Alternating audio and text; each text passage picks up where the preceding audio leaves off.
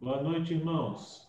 Começa agora o programa Café Teológico, programa da Igreja Presbiteriana de Barra do Piraí, com convidados, pastores presbiterianos, no intuito de expor a palavra de Deus, de lembrar das doutrinas essenciais da fé.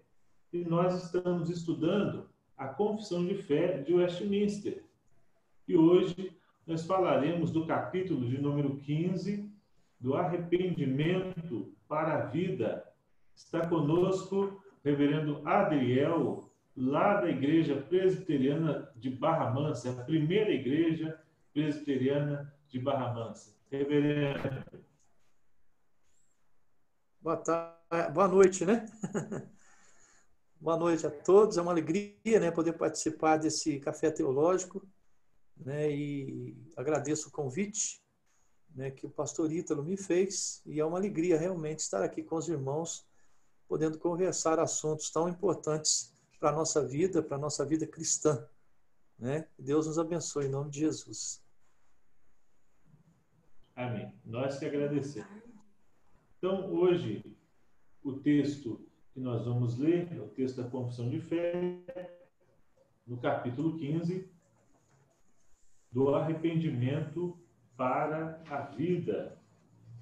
E você pode abrir a sua Bíblia em Atos dos Apóstolos, capítulo 11, como texto inicial, Atos 11, versículo 18, que diz assim: E ouvindo estas coisas, apaziguaram-se e glorificaram a Deus, dizendo: Logo, também aos gentios foi por Deus concedido o arrependimento para a vida. A Confissão de Fé diz assim: o arrependimento para a vida é uma graça evangélica, doutrina esta que deve ser pregada por todo ministro do Evangelho, tanto quanto a da fé em Cristo.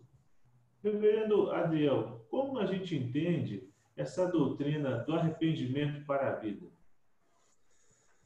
Então, eu entendo, o Ítalo, pastor Ítalo, que o arrependimento para a vida é o arrependimento sincero, né, dos seus pecados.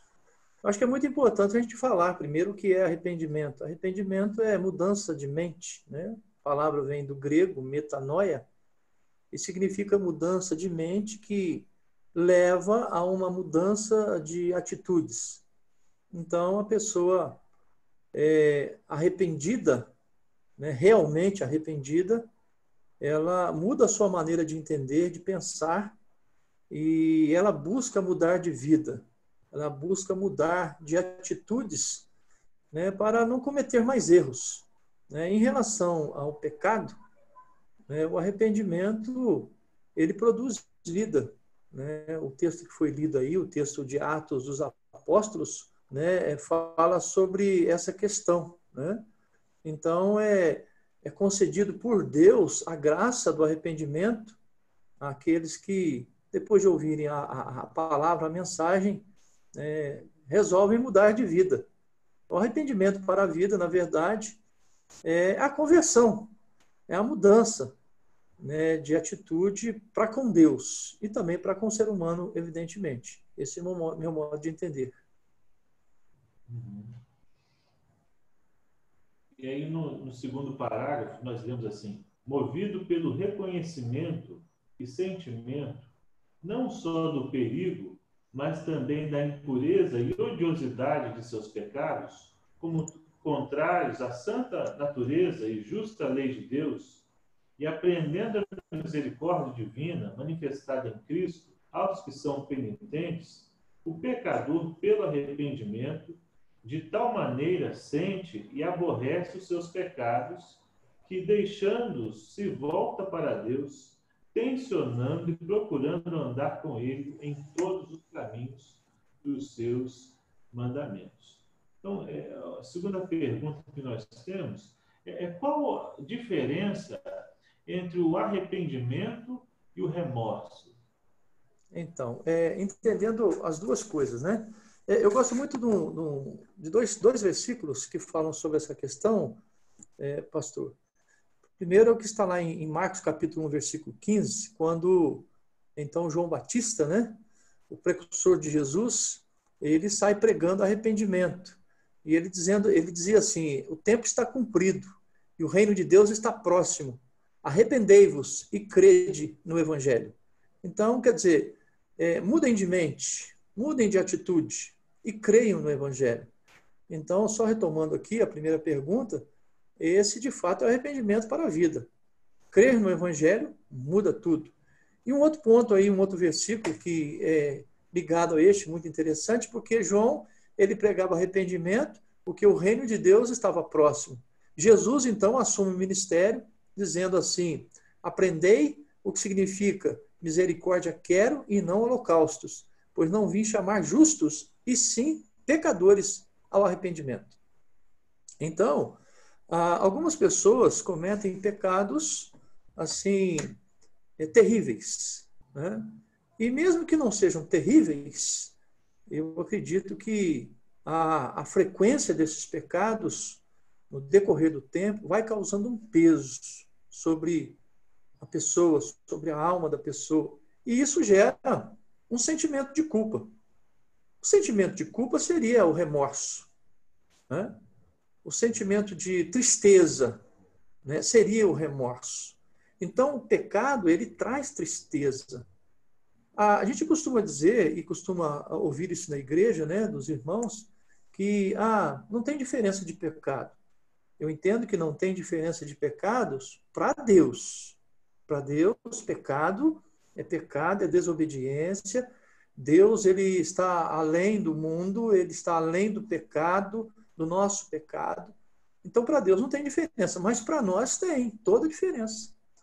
Né? Tem a diferença porque há pecados mais graves, né? Há pecados menos graves. Esse é o meu modo de entender. Então, o remorso, na verdade, é um sentimento de culpa gerado pelo pecado. A pessoa, então, começa a se sentir mal, a se sentir triste, e alguns, até por causa do sentimento de culpa, por causa do remorso, acabam cometendo as maiores atrocidades, até mesmo tentando contra a própria vida. Quantas pessoas diariamente tiram suas vidas pelo mundo afora por causa do sentimento de remorso, por causa da tristeza que o sentimento de culpa trouxe aos seus corações. Nessas pessoas, por exemplo, atentam contra a própria vida, essas pessoas, elas não alcançaram arrependimento. Elas não tiveram uma mudança de mente em relação aos atos cometidos e nenhuma mudança de atitude. Então, elas desistem simplesmente de lutar. Né? Elas desistem e a tristeza é tão grande que elas não aguentam mais, não suportam mais e acabam até mesmo tirando a própria vida. Então, a diferença que há, no meu ponto de vista, e é assim de fato, é que remorso, ele é um sentimento de tristeza, o remorso não é um sentimento de culpa. Já o arrependimento não é um sentimento. O arrependimento, na verdade, é produzido, né, principalmente dentro do que nós estamos falando aqui, na questão espiritual, é produzido por Deus. É Deus que promove o arrependimento nos corações. Tem até um texto, Ítalo, lá em Timóteo, segunda carta de Paulo a Timóteo, capítulo 2, versículo de 24 a 26, que diz assim, ora, é necessário que o servo do Senhor não viva a contender, e sim deve ser brando para com todos, apto para instruir, paciente, disciplinando com mansidão os que se opõem, na expectativa de que Deus lhes conceda, olha só, de que Deus lhes conceda não só o arrependimento, para conhecerem plenamente a verdade, mas também o retorno à sensatez, livrando-se eles dos laços do diabo, tendo sido feitos cativos por ele, para cumprirem a sua vontade. Então, uma pessoa que está entregue ao mundo, aos desejos da carne, né, está entregue ao diabo.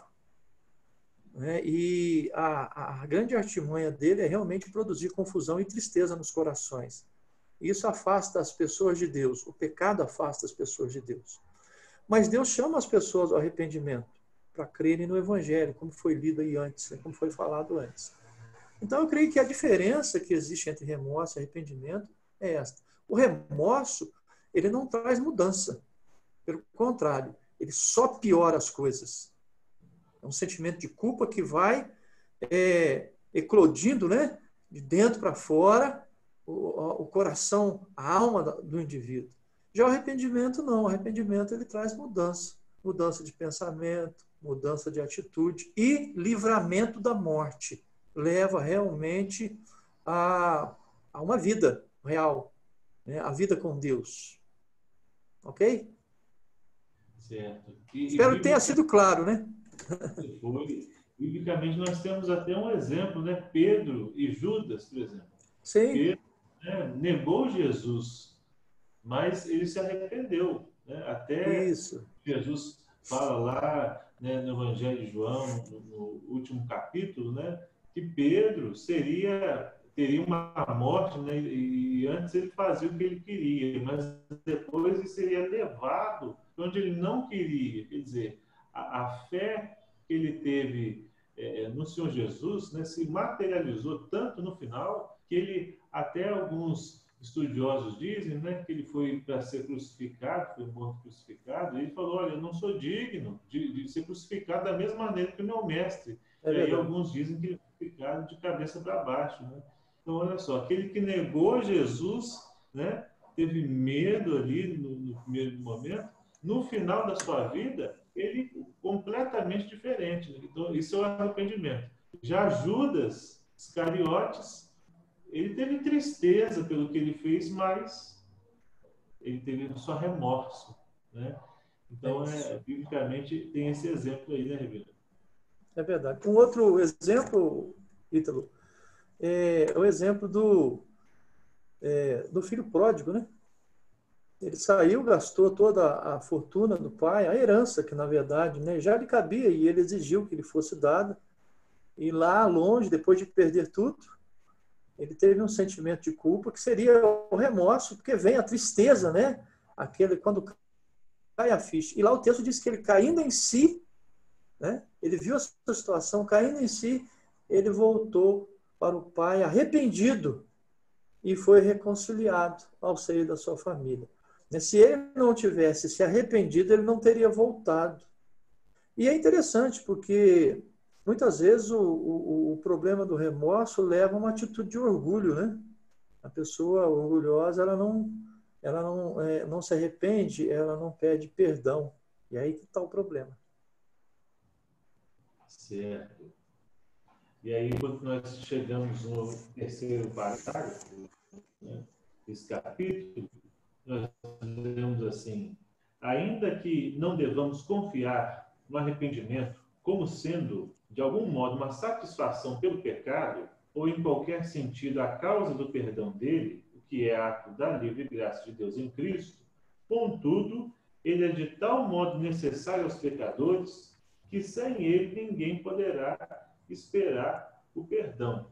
E aí eu pergunto, muitas vezes, né, nós escutamos pessoas, até crentes, dizendo assim: ah, se eu tivesse de fazer alguma coisa, eu faria do mesmo jeito, porque eu não tenho nenhum arrependimento, né? Eu não me arrependo de nada.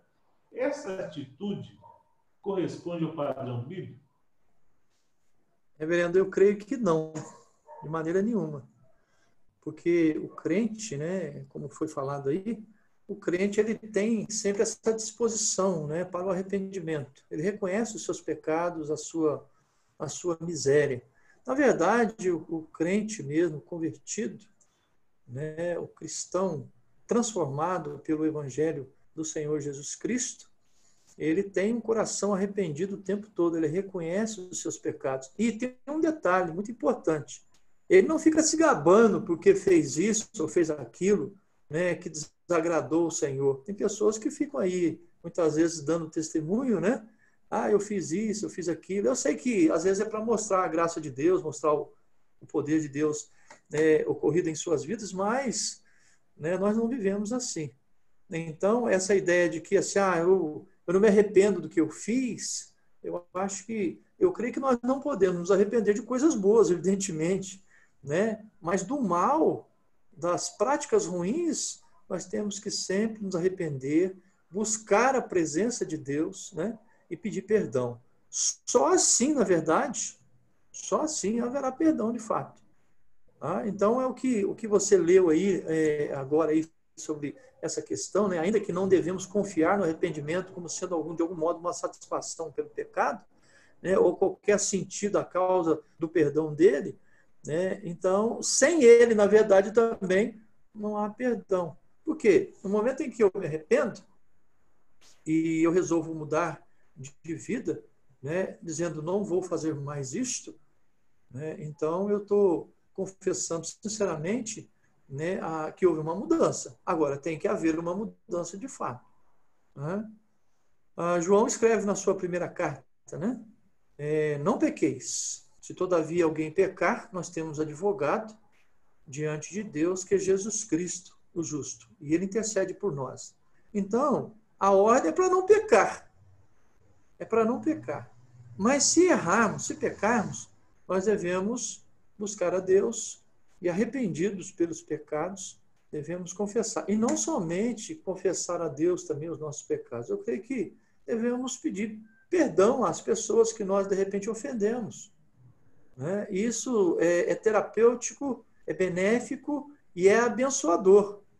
Então, reconhecer o erro, né? E dizer para a pessoa, olha, me desculpe, me arrependo do que eu fiz, me perdoe, né? Não vou fazer mais isso. Eu creio que é um grande sinal de uma mudança. Uma vez eu encontrei um rapaz que havia cometido um pecado, né, que afetou toda a sua vida depois, e ele me disse assim, eu disse para ele, né, eu perguntei para ele, você não está arrependido do que aconteceu? Né, porque foi um ato vergonhoso. Ele disse assim, olha, eu vou te dizer uma coisa, eu não estou arrependido e faria tudo de novo. E isso é uma atitude muito triste, né? E eu falei, poxa, mas não há conversão nesse coração. Não há mudança de vida nesse coração. Né? Porque o meu pecado, primeiramente, é pecado contra Deus. E o é também contra o meu próximo. Né? Quando, de alguma maneira, eu o afeto com a minha atitude. Então, eu creio que essa expressão não cabe a um cristão. Não me arrependo do que eu fiz. Se é um erro, tem que haver arrependimento, sim, diante de Deus e diante também da igreja, diante da família, diante da sociedade, enfim. Tem que haver um reconhecimento de culpa. Como Davi, né?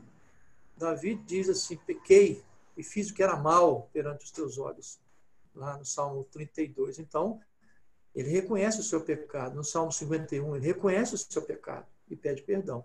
É um grande exemplo que nós temos na nossa vida. E os pecados de Davi foram vergonhosos para ele, para a família, para a sociedade da época, né? O povo. Então, mas ele reconhece a sua culpa. Lá em Tiago, né, reverendo? Tiago 4, Deus resiste aos soberbos. Essa palavra deve causar um choque, né? Em quem fala assim, não preciso me arrepender. Olha bem, né? Primeira carta de João, né, capítulo 1, aquele que diz que não comete pecado é mentiroso. Exatamente. Então, eu posso dizer, não peco, não preciso me arrepender de nada, né? Eu sou assim mesmo, vivo assim mesmo. De jeito nenhum, Senhor, tem misericórdia, né? Só a tua graça, sou pecador, me ajuda. Isso. Então, quanto mais o homem reconhece que é pecador, que precisa do Senhor, do perdão de Deus, mais ele está próximo de Jesus. Se ele endurece o seu coração, se ele diz que não precisa arrepender, então não entendeu o que é a graça, o que é o Evangelho, né? O que é o perdão. Eu acho que um dos grandes sinais de um cristão autêntico, pastor, é o fato dele reconhecer os seus pecados, isso constantemente, todo dia. Né? É a expressão que usa o publicano lá, né, no templo, né? Ser propício a mim que sou pecador. E isso constantemente. E aí, chegando no ponto de número 4 aqui, como não há pecado tão pequeno que não mereça condenação, assim também não há pecado tão grande que não possa trazer a condenação sobre os que se arrependem verdadeiramente. Quer dizer, não há pecado tão grande que possa trazer condenação sobre os que se arrependem verdadeiramente. E aí a pergunta é, quantos pecados são necessários para que alguém seja transgressor da lei? Poxa, um pecado só, né? Qualquer pecado. né? Então, nós já nascemos transgressores da lei, né? Davi, ele ora dizendo, né, fui concebido, né, em pecado, né, em pecado me concebeu minha mãe. Nasci em pecado me concebeu minha mãe. Então, nós já nascemos transgressores, nós já nascemos pecadores. Então, não é a quantidade de pecado que vai especificar se eu sou transgressão ou não, porque eu já sou, por natureza, um pecador. Agora, o tamanho do pecado, como eu disse, né, para Deus não importa. O homem é pecador, né, desde o seu nascimento. Agora, também existe o fato de que nós não podemos entrar naquela, quanto mais eu pecar, mais graça eu vou receber. Não é nada disso. Então, o que foi lido aí é que não há pecado tão pequeno que não mereça condenação. Isso é fato. Então, qualquer pecado é uma transgressão. O que é pecado? Pecado é a transgressão da lei, dos mandamentos. E Deus disse assim, toda alma que pecar, esta morrerá. Paulo escreve, né? O salário do pecado é a morte. Então, quer dizer, nós já nascemos condenados à morte, porque nascemos pecadores, né? Então, essa questão de entender, hoje eu pequei, transgredi a lei. Não, você transgride a lei todo dia, o mandamento. Agora, uma condição aí que a Bíblia coloca, muito importante, que deveria ser um propósito para a nossa vida, é que está lá no Salmo 119, onde o salmista diz assim, guardo no coração a tua palavra para não pecar contra ti. Então, a palavra de Deus, o mandamento de Deus, nos livra de uma vida de pecado. E nós precisamos realmente entender o que isso, para onde isso nos leva. Sabemos que a vida pura, a vida reta, 100%, nesse mundo nós não podemos alcançar, mas é um objetivo traçado por Deus. Quando ele diz assim, sede santos porque eu sou santo. Nós temos que correr atrás desse objetivo. Então, a nossa luta, ela tem que ser intensa contra o pecado. Nós estamos num campo de batalha contra o pecado, contra as tentações. Jesus, né, ele disse assim, asseverando aos seus discípulos ali, vigiai e orai, para que não entreis em tentação. O espírito está pronto, mas a carne é fraca. Então, nós somos tendenciosos ao pecado. Então, a todo momento, nós estamos transgredindo a lei e nós pecamos desde que nascemos, e já nascemos pecadores. Tá? Então, existe sim diferença de pecado para nós, porque eu posso ofender você, você pode me ofender, né? Mas para Deus todo pecado é pecado. Não importa o tamanho que ele seja para nós, para Deus é pecado. E essa eu creio, a dimensão exata dessa questão, né? E isso é importante a gente lembrar, né, Reverendo? Embora a consequência final do pecado ela é removida, né? Deus perdoa os nossos pecados, como diz aqui, né? Também não há pecado grande que possa trazer condenação sobre os que se arrependem verdadeiramente. Então, Deus perdoa, isso é um alívio. A salvação está garantida para aqueles que se arrependem. Mas nessa vida nós colhemos consequências dos nossos pecados, né? Então, a advertência da palavra é justamente isso, né? Nós temos o perdão dos pecados, mas se pecar, olha, você tem consequências aí, né? Dependendo do pecado, a quem você ofendeu, né? Em alguns casos na igreja exige disciplina eclesiástica, né? Justamente não é para tirar a pessoa, dizer que a pessoa não deve vir mais à igreja. Pelo contrário, é porque ela fique mais contrita e veja o que o pecado pode causar, né? E isso é interessante, porque a palavra de Deus, lá na primeira carta de João, diz que para isso se manifestou o Filho de Deus, né? Primeiro, para destruir as obras do diabo, né? E também se manifestou para tirar os pecados do mundo. Mas isso não quer dizer que ele vai anular o peso da lei. A lei condena. E a lei exige realmente o pagamento, né? Então, o pecado, a severidade da lei é de acordo com o tamanho do pecado, do erro. Se uma pessoa mata, ela tem que ser julgada, né, e condenada e presa. Ela é separada da sociedade. Mas se uma pessoa mente, ela nem sempre é julgada, a não ser pela própria consciência, né? Ela nem sempre é condenada, porque talvez ninguém tome conhecimento da verdade dos fatos, mas uma coisa é certa, ela vai prestar contas a Deus daquela mentira que ela falou, porque Deus, ele conhece os nossos corações, ele conhece as nossas intenções. Então, Jesus é apresentado na Bíblia como aquele que tem olhos como chama de fogo, né? Quer dizer, que ele penetra o mais escondido do nosso coração. E ele sabe se estamos falando a verdade ou não. Uma coisa que eu sempre digo na igreja, pastor, é que o pecado ele é destrutivo, ele é danoso, né? No momento de confissão, quando nós estamos lá na igreja, em culto, e nas nossas reuniões, eu chamo a atenção dos irmãos sobre o perigo do pecado, da prática do pecado. Então, nós temos que fugir, né, do pecado, fugir da impureza. Nós temos que resistir ao diabo.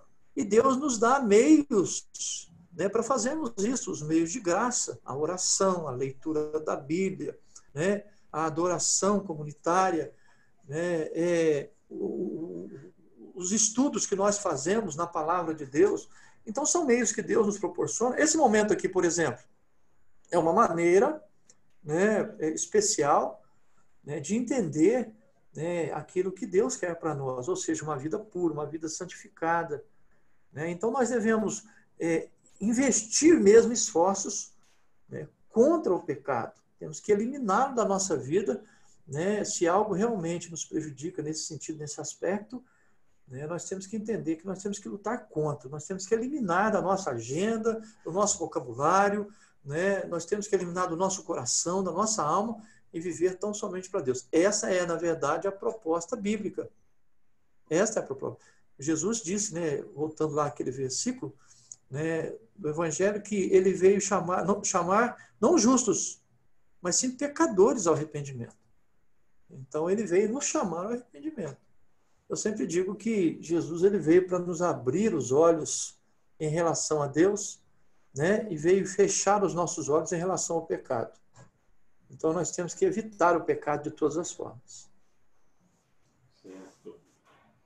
E aí, no ponto 5, nós lemos o seguinte: os homens não devem se contentar, é o que nós estamos comentando, os homens não devem se contentar com o arrependimento geral, mas é dever de todos procurar arrepender-se particularmente de cada um dos seus pecados. E aí tem até algumas pessoas que oram e falam assim: Senhor, perdoa todos os meus pecados. Então, até a gente fala assim: perdoa a multidão dos meus pecados. Será que é simplesmente assim? A gente não precisa, então, entender o que nós fizemos? É aquela expressão, né, Ito? Peca no varejo, né, e confessa no atacado. Achando que... Não, eu acho que nós pecamos de diversas formas, todo dia, toda hora. Né? E nós pecamos através de pensamentos, através das palavras, nós pecamos através das ações, das atitudes, e pecamos do que fazemos e também do que não fazemos, né? Por omissão, e pecamos por negligência, enfim. E é preciso chegar-se diante de Deus na hora da confissão e fazer um esforço mental, né, diante do Senhor e pedir perdão. Perdoa, Senhor, porque eu falei hoje o que eu não devia, né, com a minha esposa, com o meu filho, com a minha filha. Eu falei o que eu não devia para o meu funcionário, né? Eu falei o que eu não devia para o meu vizinho. Aí eu pensei algo que eu não devia. Me perdoa, Senhor. Eu deixei de fazer algo que eu devia fazer. Eu fiz algo que não devia fazer. Me perdoa. E assim, diante do Senhor, gastar tempo pedindo perdão, confessando pecado a pecado, à medida que formos lembrando. E aí, no final, né, se depois de passar em revista todo o seu coração, né, toda a sua memória ali do dia, você ainda achar que tem alguma coisa que talvez você tenha cometido, né, e não tenha se lembrado, é bom sempre se lembrar do que Davi fala lá no Salmo 139, né? Sonda-me, ó Deus, e vê o meu coração, né? Vê se há em mim algum caminho mau e guia-me pelo caminho eterno. Ele encerra o Salmo falando dessa forma. Então, é pedir para Deus, porque, na verdade, nós somos muito limitados. Há até um debate aí com respeito àquela palavra do apóstolo Paulo, né, que ele diz assim: examine-se, pois, o homem, e assim coma do pão e beba do cálice. Há até uma controvérsia no sentido de que será que o homem ele é capaz de se examinar, de examinar-se a si mesmo, né? Eu creio que até certo ponto, sim, é uma introspecção, né, onde você, então, revê ali o seu passado, o seu momento passado, e você, então, confessa diante de Deus e pede perdão. No entanto, há pecados que nós cometemos que nós nem sabemos que cometemos. Né? Aliás, a Bíblia até fala no Velho Testamento sobre aqueles pecados inocentes, né? Que existiam até sacrifícios por eles. A grande verdade é que Cristo ele cobre todos os nossos pecados, conscientes ou inconscientes. É por isso que Paulo disse, né? Onde abundou o pecado, superabundou a graça de Deus. Então, isso é maravilhoso de entender. Então, até aqueles pecados que nós não podemos nos lembrar, nós podemos falar com Deus: Senhor, talvez haja, né, tenha havido algum pecado, algum erro que eu tenha cometido, né? Sonda o meu coração, vê se há em mim algum caminho mau e guia-me pelo caminho eterno. A Bíblia faz separação entre pecado e iniquidade, né? O que é pecado? Pecado é transgressão da lei. Iniquidade. Iniquidade é a maldade do nosso coração. São os pequenos atos maldosos que nós cometemos, muitas vezes discriminando uma pessoa, né, desviando, né, de uma outra, né, na calçada no sentido oposto, né, não querendo, fazendo discriminação, né, não querendo atender alguém. Né, isso é um pecado que nós cometemos muitas vezes, e às vezes fazemos tão inocentemente. Eu me lembro do reverendo Adi Salum, no seminário, sabe, o Ítalo? Ele foi meu professor de teologia sistemática, e ele um dia, falando sobre pecado, ele perguntou se havia alguém na classe que não pecava. É claro que a classe ficou silenciosa, né? E aí ele lembrou que muitas vezes nós pecamos com gestos tão simples, achando que não é pecado. Por exemplo, você deixa uma luz acesa na sua casa e sai de casa para quê? Para que o ladrão pense que você está lá. Né? Isso não seria uma mentira? Não seria um engodo, uma maneira de ludibriar, né, o malfeitor? Seria. Isso não seria também um pecado?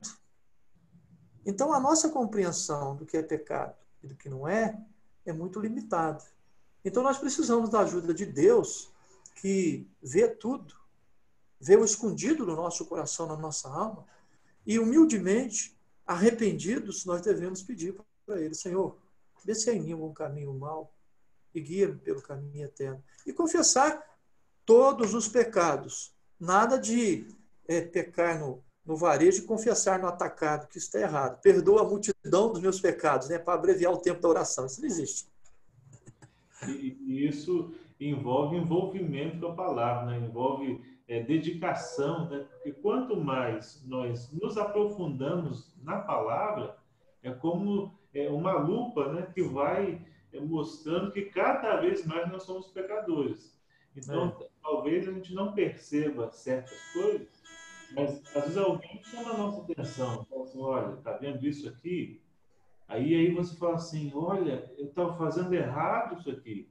Então, você desperta com relação à palavra, os mandamentos de Deus. Quanto mais a gente estuda os mandamentos, mais nós vemos que há mais momentos onde nós pecamos, e aí nós nos arrependemos, né? E vivemos uma vida até melhor sabendo disso. Então, é necessário isso, boas companhias, né, que nos ajudam.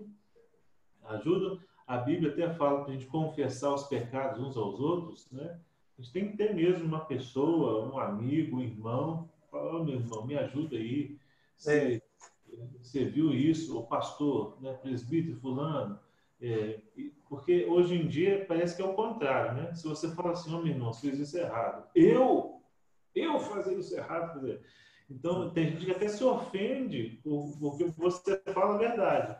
Então, até você ajudar alguém falando: oh, meu irmão, isso aí está errado. Tem gente que se ofende por dizer que ele está em pecado e não se arrependeu, então, né? Exatamente.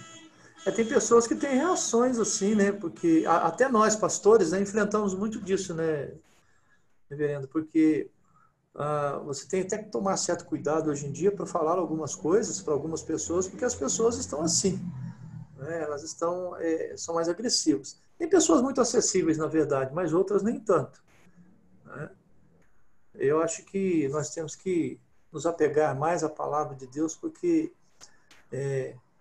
a palavra de Deus revela quem nós somos, né? Ela nos mostra quem nós somos. Ela é a espada afiada de dois gumes, né? Que separa tudo dentro de nós, revela quem nós somos, nos mostra realmente quem nós somos. E um dos segredos, como eu já disse, do Salmo 119, que nos mostra, né, é que nós devemos encher o nosso coração da palavra. O salmista, ele faz ele se expressa dessa forma: guarda no coração a tua palavra para não pecar contra ti.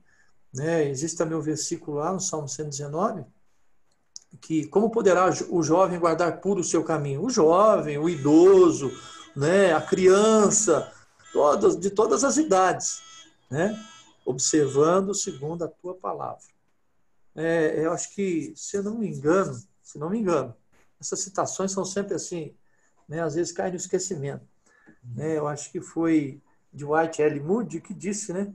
Ou a Bíblia te afastará do pecado, ou o pecado te afastará da Bíblia. Então, é preciso entender isso realmente. Porque uma das primeiras reações que o pecado causa em nós é o afastamento da Bíblia, das coisas de Deus. Né? Eu encontrei uma irmã uma vez e disse para ela assim: você está sumido da igreja, irmã. Né? E está acontecendo algum problema? Você está precisando de alguma ajuda, alguma coisa? Ela disse assim: não, pastor, eu vou na igreja só quando eu estou bem. Né? Então, quando eu estou bem, eu vou. Eu falei: então as coisas estão mal, né? Porque você não tem ido. Ela falou assim: não, quando eu estou mal, eu não gosto de dar problema para ninguém. Eu falei: não, é o inverso, irmão. Jesus disse: vinde a mim, todos estáis cansados, sobrecarregados, e eu vos aliviarei. Você está invertendo a ordem das coisas. Ah, mas eu prefiro assim mesmo, porque eu acho que ninguém tem nada a ver com os meus problemas. Quer dizer, é uma irmã que gosta de sofrer sozinha, né? Então, tem esse tipo de reação. Uma outra, eu a abordei dizendo assim: olha, você está sumido, o que está acontecendo? Ela, de forma, né, bruta, né, estúpida, me respondeu assim: pastor, o dia que eu tiver vontade de ir na igreja, eu vou. Não preciso que ninguém fique me cobrando, não, tá? Falei: tudo bem, desculpa. Né? Eu acho que, na verdade, essas pessoas escondem muitos erros, muitas falhas, inclusive muitos pecados também, sabe? Esse tipo de reação revela isso para mim. E até essa questão, né? A quando eu tiver vontade, primeiro que é mandamento de Deus, né? Então você precisa ir, porque o primeiro que o seu coração é disposto para isso, né? O crente, essa história, né? Jesus sim, igreja não, isso é uma mentira. Né? Quem Não. ama Jesus ama a sua igreja. Quem ama Jesus se compromete com a sua igreja. Quem ama Jesus se filia a uma igreja, né? Porque está tudo conectado. Quem ama Jesus faz parte do povo de Jesus. Então, essa questão, quando tiver vontade, né? A gente precisa esperar no nosso coração, tá? Quando estiver bem, né? Isso nós temos que ir mesmo, porque nós não estamos bem, né? Nós precisamos de Deus, nós precisamos do irmão, membros do corpo de Cristo. Cada parte é um corpo, né? Uma parte precisa da outra. Então, a história, quando eu estiver bem, quando eu tiver vontade, não, eu tenho que ir, porque além de ser meu dever, é o melhor que eu estou fazendo para mim. Do mesmo modo, uma pessoa passa mal alguns dias, né? E aí você fala assim para a pessoa: fulano, procura um médico. Procura um médico. Não, eu tenho que procurar um médico para saber por que eu estou passando mal, né? Aí, com a igreja não é assim, né? Estou me afastando de Deus, o pecado está fazendo mal, mas parece que alguns não despertam, que precisam realmente retornar, né? Precisam do Senhor, precisam do irmão, né? Da palavra, e assim o pecado vai fazendo mais efeito na vida dela, e aí que ela vai se afastando mesmo. a falta de comunhão, ela é danosa, né, Ítalo? E algumas pessoas, infelizmente, elas são vítimas, né, na mão do inimigo. Por quê?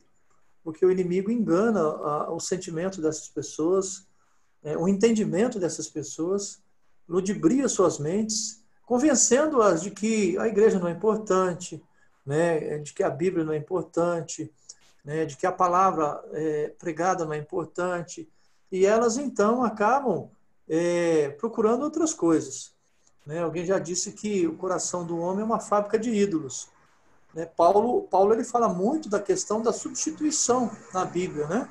Então, o homem trocou Deus por outras coisas. Lá em Romanos, capítulo 1, nós vemos claramente isso. Então, o inimigo fez com que o homem fizesse isto. O homem trocou Deus, troca Deus por outras coisas. Então, se você não estiver na igreja, você está fazendo outra coisa. Né? Você está se entregando aos prazeres, você está se colocando numa situação de risco, né? Diante, às vezes, de situações que não condizem com a fé cristã. Então, você vai estar num lugar errado, talvez inapropriado, um lugar onde crente, de fato, não deveria estar. Porque tem lugares que crentes não podem estar de jeito nenhum. Né? Não podem frequentar de jeito nenhum. Tem alguém me ligando aqui. Então, assim, é preciso entender bem essa questão. Né? Que nós possamos ter sempre o apego à palavra, o apego aos irmãos, o desejo de estar presente, porque isso acontece, pastor, até conosco, que estamos na igreja todo dia, toda hora. Até mesmo, né, com nós que somos pastores. Né, se nós descuidarmos também, nós desviamos da fé. E isso acontece com muita gente, acontece com muitas pessoas, acontece com muitos líderes. Né? Começa uma coisinha hoje, uma pequena falha hoje, e aí aquilo vai avolumando, e a pessoa não quer mais, de maneira nenhuma. Né? Acho que é A isso aí. apostasia, né, é o contrário do arrependimento. Isso Enquanto mesmo. no arrependimento nós vamos nos aproximando de Deus, né, negando a nós mesmos, reconhecendo o erro, a apostasia nós vamos nos enchendo da nossa vontade, do pecado, e aí, quando a pessoa sai da igreja, e a gente tem a notícia, né, fulano saiu da igreja, é porque já estava saindo da igreja. Já estava deixando de ler a Bíblia, já estava deixando de orar, já estava ignorando, né, mensagem. Ah, não, o pastor falou isso lá, mas na prática mesmo, né? Então, é isso que vai acontecendo. A pessoa vai se desviando. Quando ela chega a sair, é porque ela já estava saindo. Né? Já estava mais fora do que dentro. Mais fora do que dentro. Então, isso é muito perigoso. Né? Nós não nos arrependermos e darmos ouvidos ao nosso eu, à nossa vontade, ao pecado, e aí desanda tudo. E aí é complicado mesmo. Né? E tem uma coisa hoje muito interessante que acontece, que as pessoas, o relativismo aumentou muito, né? Então cada um tem a sua verdade, cada um tem o seu ponto de vista, mas nós não podemos pensar assim. Nós cremos que só existe uma verdade, a palavra de Deus, e é a verdade absoluta. E quando nós tiramos os olhos dela, quando nós tiramos os olhos dos padrões estabelecidos pela palavra de Deus, dos meios de graça que Deus nos instituiu, sendo a palavra de Deus um deles, né, aí começa a se perder na caminhada. Né? Aí Provérbios, né, fala bem alto nesse sentido. Há caminhos que ao homem parecem direito, mas no final dão em caminhos de morte. Essa é a grande verdade. Né? Certo. E aí nós chegamos ao sexto ponto aqui, sexto parágrafo, que diz assim: cada homem é obrigado a fazer a Deus confissão particular de seus pecados, pedindo-lhe o perdão deles e abandonando-os, achará misericórdia. Assim também, aquele que escandaliza seu irmão ou a igreja de Cristo deve estar pronto, por meio de uma confissão particular ou pública de seu pecado e do pesar que por ele sente, a declarar o seu arrependimento aos que são ofendidos. Isso feito, estes devem reconciliar-se com o penitente e recebê-lo em amor. Então, como que a gente entende essa questão do escândalo? A palavra diz, né? Os escândalos vêm, mas ai por meio de quem os escândalos vêm. Não é verdade? Essa é a palavra que nos chama a atenção. E o escândalo, ele é ruim tanto para a pessoa que o faz, o comete, quanto para os outros irmãos, mais ainda para os outros. Né? Então, é preciso entender muito bem o que é o escândalo. Né? O escândalo é aquele acontecimento ou fato que contraria ou mesmo ofende os sentimentos, né? Ou as crenças, ou as convenções sociais, religiosas, principalmente estabelecidas. Né? Eu estou falando assim porque é uma definição do dicionário, tá, Ítalo? Tá? Então, são práticas que causam indignação, perplexidade, sentimento de revolta, né? E que violam as convenções morais e, eu diria também, éticas, porque trata-se das regras de decoro. Né? Então, é aquilo que ofende, aquilo que traz mal-estar. Né? O escândalo, ele é danoso, ele é pedra de tropeço.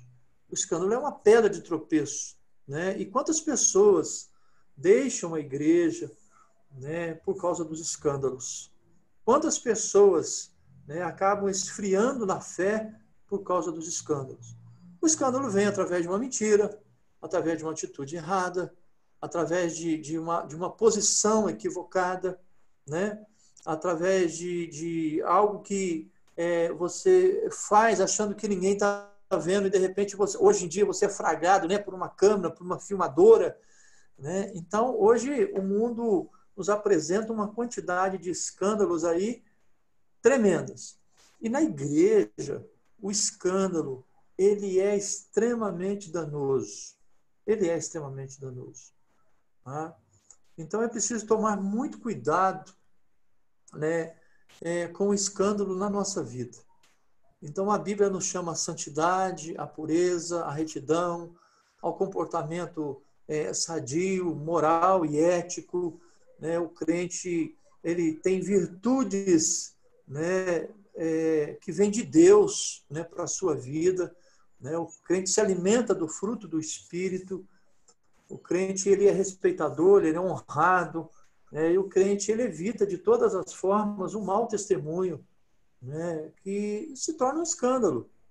Então, nós temos atitudes, né, privadas, que ninguém está vendo, né, mas que é um escândalo. Pode ser um escândalo na vida da pessoa. É bom lembrar que Deus nos vê no nosso oculto, na nossa vida particular, na nossa vida secreta. Deus nos vê. Então, nós temos que entender que o escândalo, ele é muito mais prejudicial para nós do que qualquer coisa. Porque na hora que você está cometendo um ato escandaloso, seja intramuros, né, ou onde todo mundo vê, você está prejudicando. Paulo fala assim, sobre duas questões, sobre o nosso falar e sobre o nosso comportamento no coração.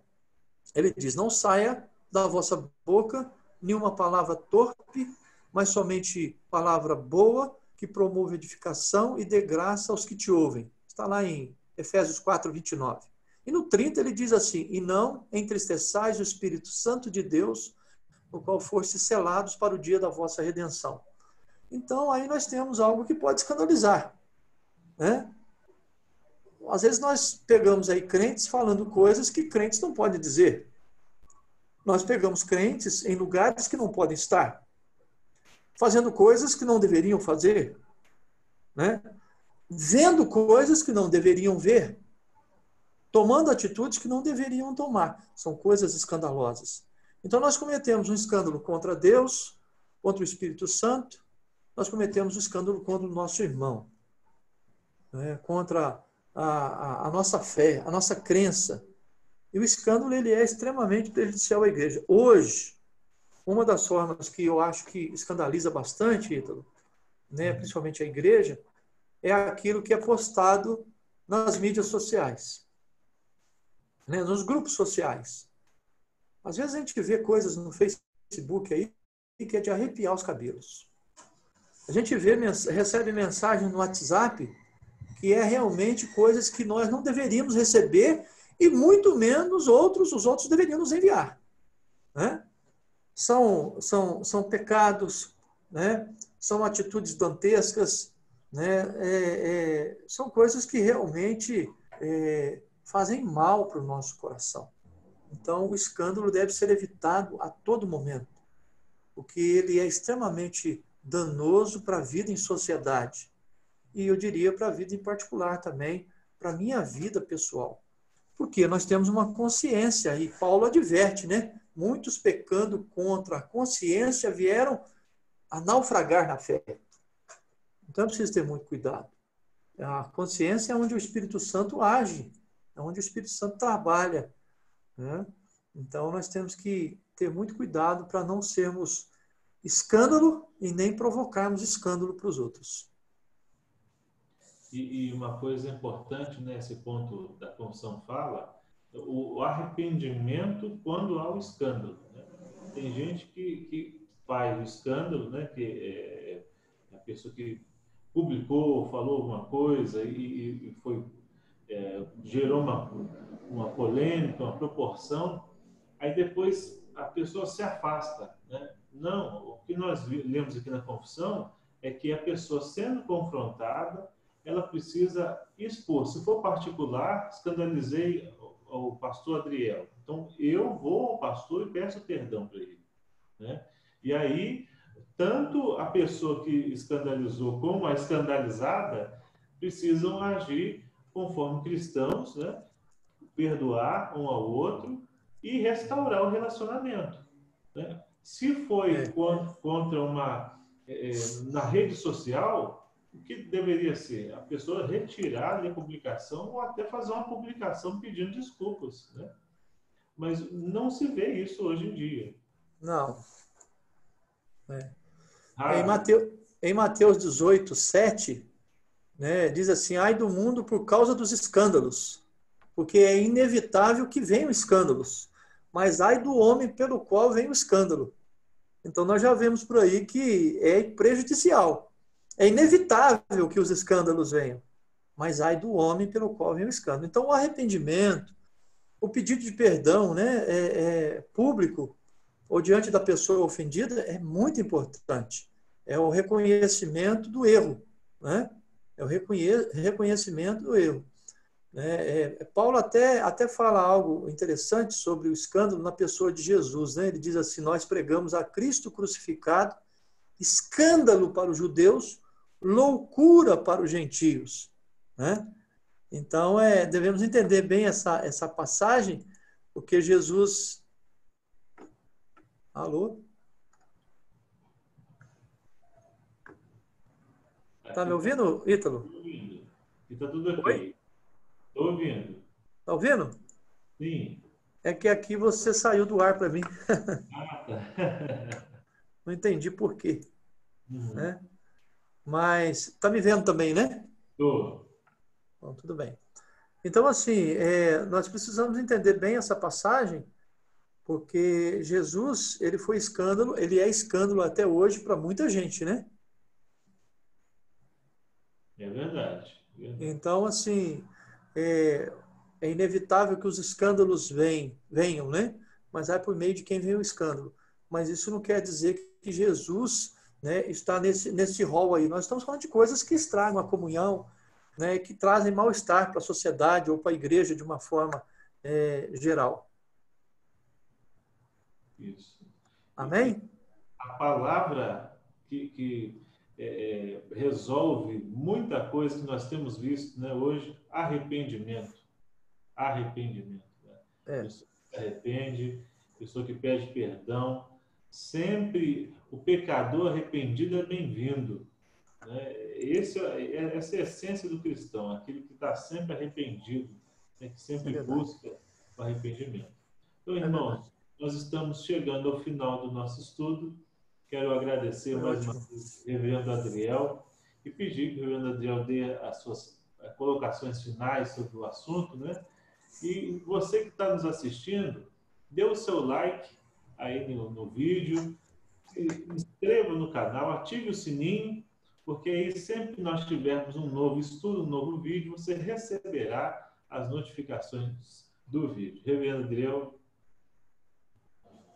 Muito bem, eu agradeço, né, a oportunidade, como eu falei logo no início, né, ao pastor Ítalo, né, gostei muito de ter participado aí dessa conversa, desse bate-papo sobre um assunto tão importante, um assunto que diz respeito a todos nós, né, a questão do arrependimento, do pecado, né, a respeito do escândalo aí, o último assunto que nós falamos aí, são assuntos importantes e estão na nossa confissão de fé, né? É pena que a igreja leia pouco a confissão de fé, né, Ítalo? É verdade. Então a igreja deveria consultar mais a confissão de fé, que trata sobre todos esses assuntos. Deveria procurar mais os pastores para poder esclarecer aqueles pontos mais obscuros, né, mais teológicos, por assim dizer. E foi muito bom poder falar sobre isso. E isso mexe com a gente também, porque relembra, né, algumas coisas que nós estamos falando aí nas mensagens, nos cultos, nas reuniões, nos estudos, e é sempre muito bom. Eu agradeço a oportunidade, deixo aqui meu abraço a todos os irmãos que assistirem essa gravação, esse vídeo, né, e que Deus nos ajude, irmãos, a cada dia na nossa caminhada, na nossa trajetória. Nesse momento aí de coronavírus, né, nós temos que colocar a nossa confiança totalmente no Senhor. Devemos estar firmados na rocha, né, que é o Senhor Jesus Cristo. Irmãos, Deus abençoe e uma boa noite a todos. Amém.